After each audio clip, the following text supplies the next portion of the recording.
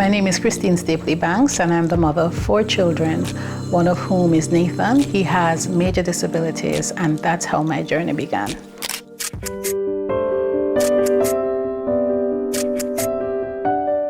I'm a wife, I'm a mother, I'm an advocate, I'm an author, but I like to tell people that I'm a mother first, and everything else that I do really revolves around who I am as a mother. So I believe I was put on the planet to serve others, just as how others are put on the planet to serve me. I believe that each of us have something to give to the world, and it unlocks itself in different ways, but we have a responsibility to give it to the world, because if we don't, then I believe that people will suffer, or people will not get the help they need if we don't do what we're put here to do. I've always been a writer. And from ever since I can remember, I journal. It is the way I process my emotion. It's the way I deal with things. And so when I started the journey, after Nathan was diagnosed with cerebral palsy, which is a major disability that affects the development and also gives us a prognosis that he's going to need care for the rest of his life, I didn't know what to do. I didn't know where to turn for answers. And so being able to write was one of the ways that I dealt with what I was going through. So I wrote and I journaled, and I found that every opportunity I got, I would try to speak up about what I was experiencing, what my son was experiencing. And in speaking up, I found that whatever I had to say was actually resonating with a wide number of persons, because people would come up to me afterwards and say, when you spoke about such and such, it brings me to either my child or a brother that I was growing up with, or a cousin, or some family member I know who has a disability, and you gave me this perspective. So that encouraged me, and then people kept saying, why don't you write? And so it encouraged me to write.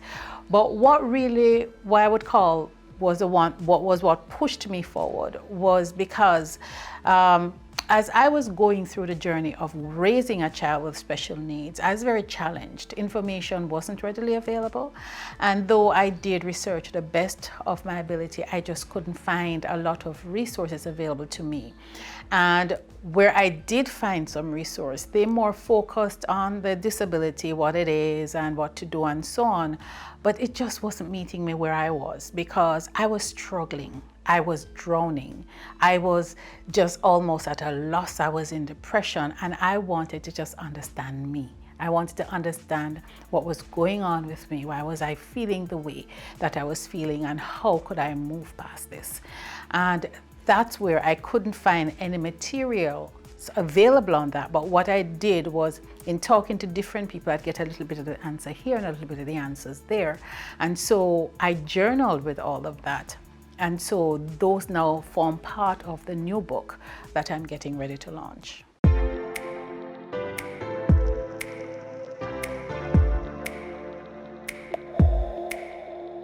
So how to cope parenting a child with special needs. I like to tell people that it's actually written for me. It is for the parent. While it is about the disability, the focus is more on you, the parent. The focus is on the journey, what that means, the emotions that you go through.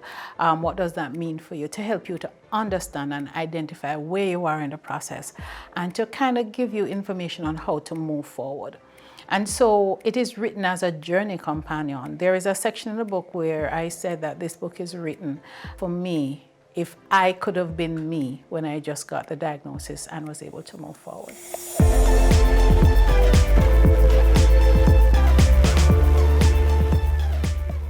It has not been easy raising Nathan, because we live in Jamaica where there are very limited resources available to children like him. And part of the work that has evolved for me is that of an advocate, not just for my son, but for other children with special needs. And so my schedule does get full. But one of the things that I am grateful for is that I have the support of my family. I have the support of friends and just wonderful persons who volunteer from time to time to bring support. And so It has not been as difficult as it could have been because of that help that I have available to me. But writing the book has been challenging. And for each phase with this book, it's 8 years that I've started writing. And it is just now coming to 4 in 2020. I remember when I went on Amazon and Raising Nathan, Every Life Has a Story, which is my first book, was live in 2015. It was just a surreal feeling. And then in 2018, when I released Parents' Guide to Surviving the Homework Years, when I went on, it was the same feeling. And it took me all of that while to even begin to consider myself as an author. Because when people called me an author, I couldn't identify with it, because as far as I was concerned, I was just sharing my story and I was just providing information. And so seeing the third book, How to Cope, Parenting a Child with Special Needs, out is the same feeling each time, because it's like giving birth to a child, something that you've labored with for a while. There has been a lot of parent support from the book. As a matter of fact, one of the things that was very important to me in writing this book is to carrying the voice, because oftentimes people think that I don't have the capacity to advocate for the child, or people think that I don't have anything to say. And one of the things that I discovered in writing this particular book, How to Cope, Parenting a Child with Special Needs, was when I did talk to my husband and I did talk to my other children, Nathan's siblings, that they had a lot to say. But in the time when I was dealing with all of that, I wasn't getting all of that, because I was dealing with a crisis of the diagnosis and how to cope and what to do and how will this affect my life and where do I get answer from and can I do this? And so in all of that, the voice of the family was muted. And so I particularly love this work because I get to hear what they were experiencing, and I'm sure that that will be helpful for a lot of other families.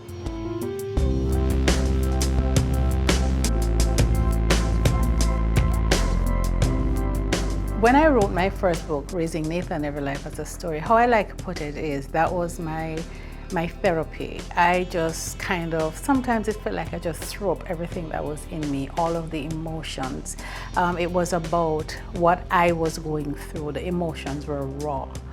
How to Cope, Parenting a Child with Disabilities is now 5 years released after Raising Nathan was done. And I am in a different place. I'm in a place where Nathan is now 15. When I started writing Raising Nathan, Nathan was 2. And so the experiences that I was having was very different then. So I have had time to settle my emotion, to move through the stages of grieving, which I talk about in How to Cope, Parenting a Child with Special Needs, which are an essential part of the journey. I am no longer at the beginning stage. I'm not even at the middle stage. I have been able to pass through. I've reconciled a lot of the emotions. I have had clarity around what I went through and why I went through. I've built or assembled a village of community supporters from all over the place and all over the world. And so I'm in a different place. So when I wrote How to Cope, Parenting a Child with Special Needs, I was now in a place where I could look back to say, when I just started my journey, what was the support that I needed then? What did that look like? What did I feel? How did I get through that? I felt that that information was very important for other families, other parents who are going through that stage of the journey, who would be able to get that, to benefit from that kind of help. I'm Nathan's older brother Ryan, and he likes to see me fly the drone. So what I'm going to do now is I'm going to fly the drone around him.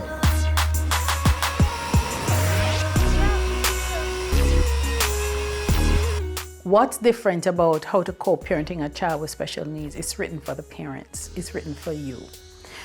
It is about the disability, but it is not about the disability. It is about you as a parent. How do you cope? That feeling of being alone, of being powerless, of feeling that perhaps you're not even the best person to be raising your child, because you ask yourself, what qualifies me?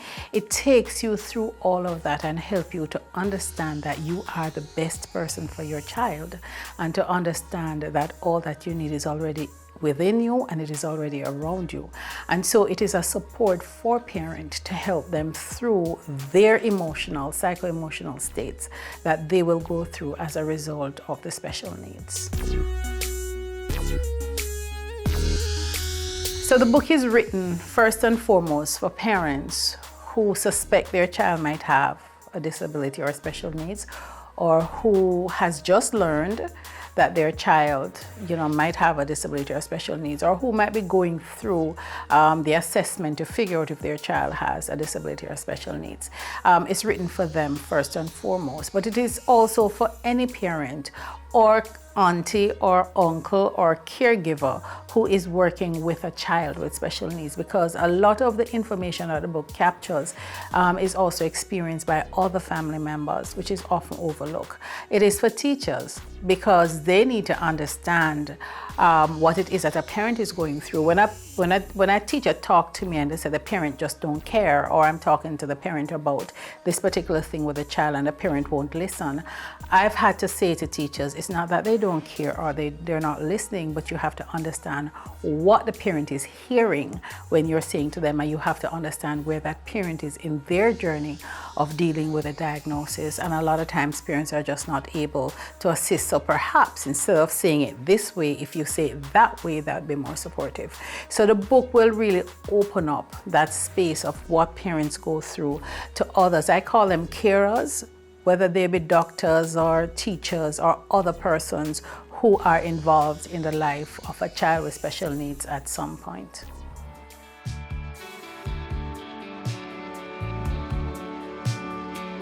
What resonates with me in the book is the constant reassurance you are not alone. It is a statement that is captured almost in every chapter.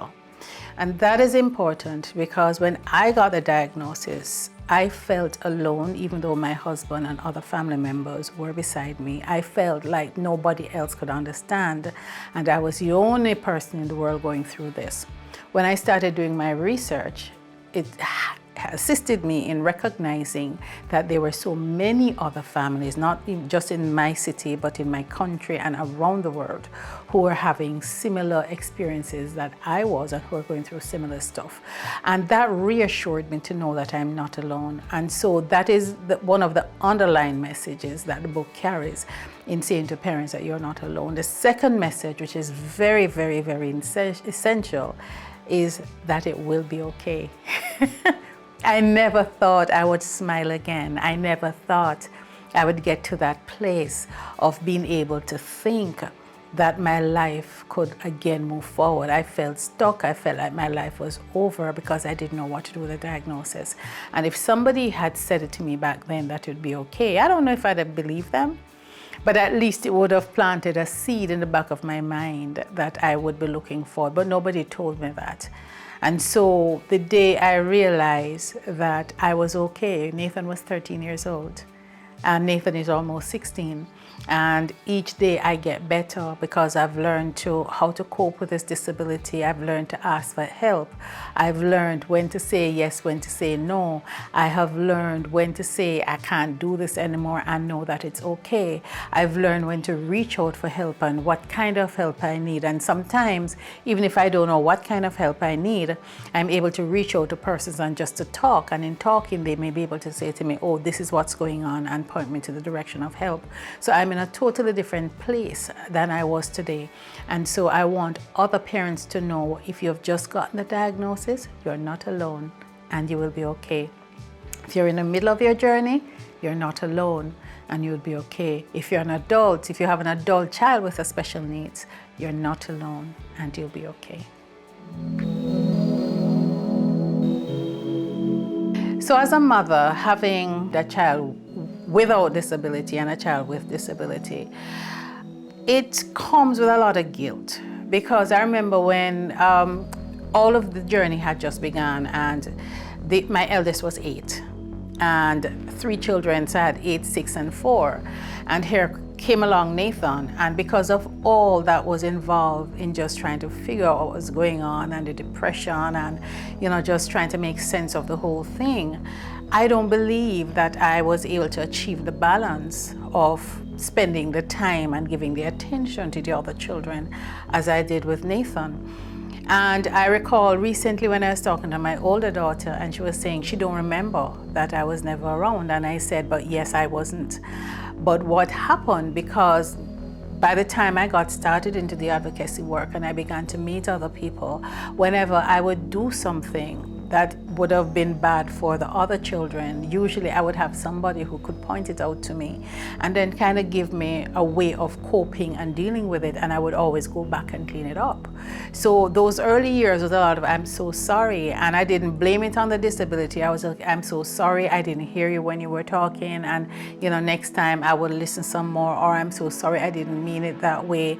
And I remember my third child, Jordan, would always say that it's always about everybody, never about me. And I had to reconcile, because I wanted her at 5 to understand why it was, but I had to reconcile with that. And what I had to learn how to do was to now bring balance into my life and balance into my relationships. And so there are little things that I did, like on one day I would declare it, this is Jordan's day, this is Adrian's day. And so I began to carve out space for each of the children so that they could get my attention. And I have found that talking to them today, Adrian is 24, Jordan is 20, and Ryan is 22, and they will tell me they don't remember a lot of those difficulties, and I do believe it was because of how it was handled. So it's not that it never took place. So one of the things that I talk about in the book is for parents to understand that whatever has happened has happened. Don't feel guilty about it. It is part of the journey, part of the learning. But as you learn, you get an opportunity to now go back and to make different choices about how you do what you do with the rest of your family.